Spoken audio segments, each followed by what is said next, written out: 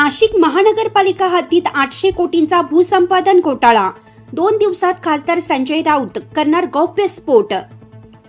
शिवसेना ठाकरे गटाचे खासदार संजय राऊत यांनी लोकसभेच्या निवडणुका रंगात आलेल्या असताना नाशिकच्या घोटाळ्याबाबत मोठा व गंभीर आरोप केला। त्यामुळे राजकीय खळबळ निर्माण झाली।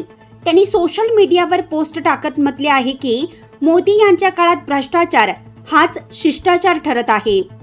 सध्याचे महाराष्ट्रातील मिंथे सरकार हे त्याचे ज्वलंत उदाहरण।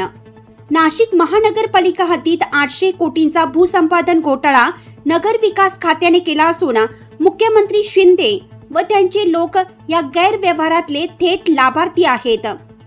मी 2 दिवसात यावर स्फोट करीन, तोपर्यंत लाभार्थ्यांनी शांत झोपावे।